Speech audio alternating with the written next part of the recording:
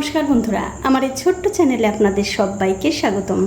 আমি আজকে আপনাদের সম্পূর্ণ নিরামিষ অমলেট কারি রান্না করে দেখাবো। আশা করি এই নিরামিষ অমলেট কারি দেখার পর আপনাদের ভালো লাগবে। তো নিরামিষ অমলেট কারি রান্না করার জন্য দেখতে পাচ্ছেন একটা কড়াইতে আমি জল গরম করতে দিয়েছি।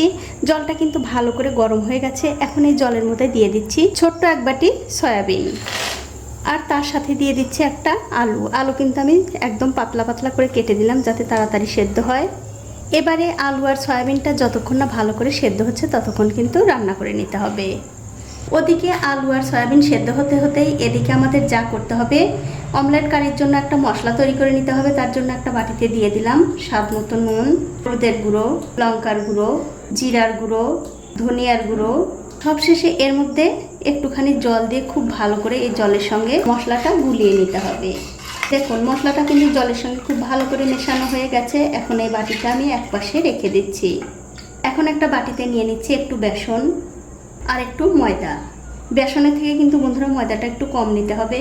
তারপর এর মধ্যে দিয়ে দিলাম স্বাদ মতো নুন, সামান্য একটু হলুদের গুঁড়ো আর একটু লঙ্কার গুঁড়ো। এবারে সব কিছু এই ময়দা আর বেসনের সঙ্গে ভালো করে মিশিয়ে নিতে হবে।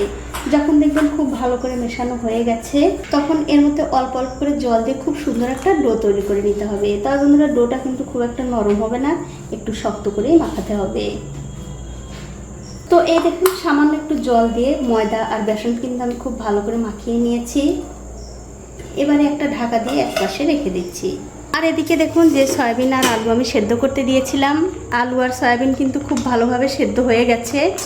এখন আমি গ্যাসের ফ্লেমটা বন্ধ করে দিয়ে এই সয়াবিনগুলো জল থেকে তুলে ঠান্ডা জল দিয়ে আবারও খুব ভালো করে 2 থেকে 3 বার ধুয়ে নেব। দেখুন সয়াবিনগুলো কিন্তু 2-3 বার ঠান্ডা জল দিয়ে খুব ভালো করে ধুয়ে হাত দিয়ে চিপড়ে চিপড়ে এই সয়াবিন থেকে জল বের করে নিয়েছি। এখন এই সয়াবিনগুলো একটা মিক্সিং জারে দিয়ে হালকা করে একটু ঘুরিয়ে নিতে হবে। তো এই দেখুন সয়াবিনগুলো কিন্তু আমি মিক্সিতে হালকা করে একটু বেটে নিয়েছি। এবারে এই সয়াবিনগুলো একটা পাত্রে ঢেলে নিতে হবে। সয়াবিনগুলো ঢেলে নেওয়ার পর ওই যে সেদ্ধ করে আলু, সেই আলুগুলো আমি দিয়ে দিলাম। তারপর এর মধ্যে দিয়ে দিতে হবে স্বাদ মতো নুন, সামান্য একটু হলুদের গুঁড়ো, লঙ্কার গুঁড়ো, ধনিয়ার গুঁড়ো, জিরার গুঁড়ো, আর সবশেষে দিয়ে দেবো একটু গরম মশলার গুঁড়ো। তারপর সব কিছু দিয়ে এই সয়াবিনের সাথে খুব ভালো করে মাখিয়ে নিতে হবে। আর আমার এই রেসিপিটা যে সকল বন্ধুরা ফেসবুক থেকে দেখছেন তাদের কাছে আমার একটাই অনুরোধ, অবশ্যই আমার এই পেজটিকে ফলো করে দেবেন। তাহলে যখনই আমি নতুন কোনো ভিডিও নিয়ে আসব সবার আগেই কিন্তু আপনি দেখতে পাবেন। তো এই দেখুন সব কিছু কিন্তু আমি খুব ভালো করে মাখিয়ে নিয়েছি। এখন আমি এর মধ্যে দিয়ে দেবো একটু পনির। অবশ্যই কিন্তু বন্ধুরা পনিরটা দেওয়ার চেষ্টা করবেন, তাহলে কিন্তু এই নিরামিষ অমলেট কারিটা খেতে বেশি ভালো লাগবে।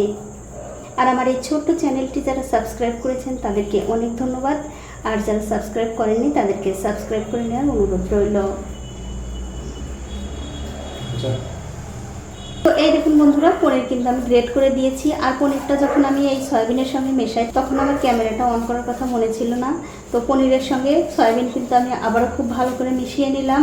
এখন আমি এটা একপাশে রেখে দিচ্ছি। এবারে যে ময়দার বেসন আমি মাখিয়ে ঢেকে রেখেছিলাম তার উপর থেকে ঢাকাটা তুলে নিলাম। তুলে নিয়ে এই ময়দার বেসনটা আমি আবার একটু হাত দিয়ে মাখিয়ে নেব।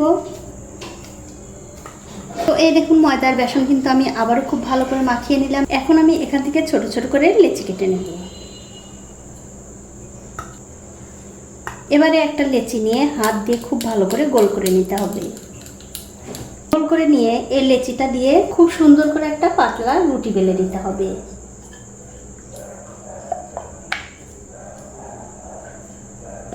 তো এই দেখুন খুব সুন্দর একটা পাতলা রুটি বেলে নিয়েছি। এবারে যে আমি সয়াবিন আর পনির দিয়ে মিশ্রণটা তৈরি করলাম সেখান থেকে একটুখানি মিশ্রণের উপরে দিয়ে খুব ভালো করে সমান করে নিতে হবে। দেখুন খুব সুন্দর করে 4 কোণা করে এই মিশ্রণটা আমি দিয়ে দিলাম।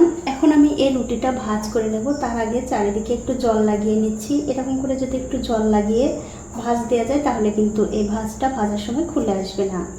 দেখুন ঠিক এরকম করে ভাঁজটা দিতে হবে।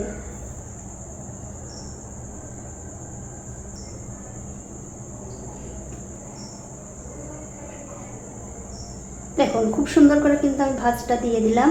আর এটা কিন্তু হয়ে গেছে। আর এই একই রকম করে কিন্তু সবগুলোই বানিয়ে নিতে হবে। এটা আমি তুলে একটা প্লেটে রেখে দিচ্ছি।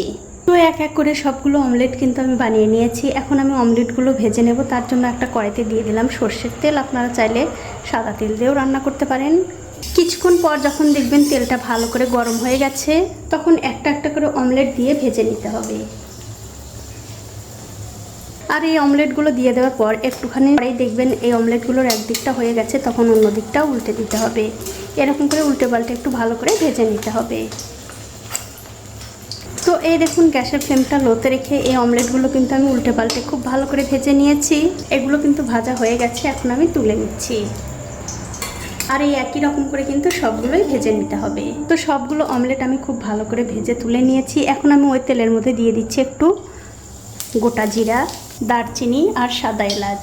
এবারে এই ফোড়নগুলো তেলের সঙ্গে একটু ভালো করে ভেজে নিতে হবে। যখন দেখবেন খুব ভালো করে ভাজা হয়ে গেছে, তখন এর মধ্যে দিয়ে দিতে হবে আগে থেকে করে রাখা সেই মশলা। এবারে ফোড়নের সঙ্গে এই মশলাটা একটু ভালো করে কষিয়ে নিতে হবে। দেখুন 2-3 মিনিট সময় ধরে এই মশলা কিন্তু আমি খুব ভালো করে কষিয়ে নিয়েছি। এখন এর মধ্যে দিয়ে দিচ্ছি একটা টমেটো বাটা আর দিয়ে দিচ্ছি গ্রেট করে নেওয়া আদা। এবারে আদা টমেটোটা এই মশলার সঙ্গে খুব ভালো করে কষিয়ে নিতে হবে। দেখুন 3-4 মিনিট সময় ধরে এই মশলা কিন্তু আমি খুব ভালো করে কষিয়ে নিয়েছি। দেখতেই পাচ্ছেন মশলা কিন্তু খুব ভালোভাবে কষানো হয়ে গেছে। এখন আমি এর মধ্যে দিয়ে দিচ্ছি 2 চামচ টক দই।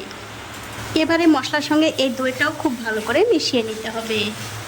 দেখুন টক দই দেওয়ার পর এই মশলাটা কিন্তু আমি আবারও খুব ভালো করে কষিয়ে নিয়েছি।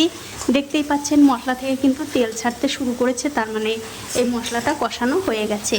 এখন আমি গ্যাসের ফ্লেমটা বাড়িয়ে দিয়ে এর মধ্যে ঝোলের জন্য দিয়ে দিচ্ছি গরম জল। অবশ্যই কিন্তু বন্ধুরা গরম জলটাই দেওয়ার চেষ্টা করবেন, তাহলে এই রেসিপিটার স্বাদ আরও দ্বিগুণ হয়ে যাবে। এবারে ঝোলের সঙ্গে মশলাটা খুব ভালো করে মিশিয়ে দিয়ে এর মধ্যে দিয়ে দিচ্ছি সামান্য একটু চিনি। যেহেতু আমি টক দই দিয়েছি তার জন্য একটুখানি চিনি দিয়ে দিলাম, আর একটু গরম মশলার গুঁড়ো। সবশেষে এর মধ্যে একটুখানি ঘি দিয়ে এই ঝোলটা খুব ভালো করে ফুটিয়ে নিতে হবে। তো এই দেখুন ঝোলটা কিন্তু 2-3 মিনিট সময় ধরে খুব ভালো করে ফুটিয়ে নিয়েছি। এখন আমি এর মধ্যে দিয়ে দেবো আগে থেকে ভেজে রাখা সেই অমলেটগুলো। আর বন্ধুরা অমলেটগুলো দিয়ে দেওয়ার পর খুব একটা বেশি সময় রান্না করা যাবে না, আর খুব একটা বেশি কিন্তু নাড়াচাড়াও করা যাবে না। তার কারণ এই অমলেটগুলো খুবই নরম থাকে। হালকা হাতে একটু ঝোলের সঙ্গে মিশিয়ে দিয়ে এটা রান্না করে নিতে হবে। দেখুন সবগুলো অমলেট দিয়ে কিন্তু আমি ঝোলের সঙ্গে খুব ভালো করে মিশিয়ে দিলাম। এবারে একটা ঢাকা দিয়ে 3 থেকে 4 মিনিট রান্না করে নিতে হবে। তো 3-4 মিনিট পর আমি উপর থেকে ঢাকাটা তুলে নিচ্ছি। আর দেখুন কত সুন্দর তরকারিটা কিন্তু হয়ে গেছে। আর এই রেসিপিতে কিন্তু বন্ধুরা খুব একটা ঝোল রাখা যাবে না, খুব একটা বেশি ঝোল খেতে ভালো লাগবে না। একটুখানি গা মাখা ঝোল রাখলে খেতে ভালো লাগবে। দেখুন তরকারিটা কিন্তু খুব সুন্দর হয়ে গেছে। এখন আমি গ্যাসের ফ্লেমটা বন্ধ করে দিয়ে আপনাদের একটু পরিবেশন করেও দেখাচ্ছি কেমন হয়েছে। দেখুন কতটা সুন্দর হয়েছে। আপনারা কিন্তু এইভাবে নিরামিষ অমলেট কারি বানিয়ে খেয়ে অবশ্যই আমাকে কমেন্ট করে জানাতে ভুলবেন না আপনাদের কেমন লাগলো। তো বন্ধুরা আজ এই পর্যন্তই, দেখা হবে অন্য কোনো নতুন ভিডিও নিয়ে।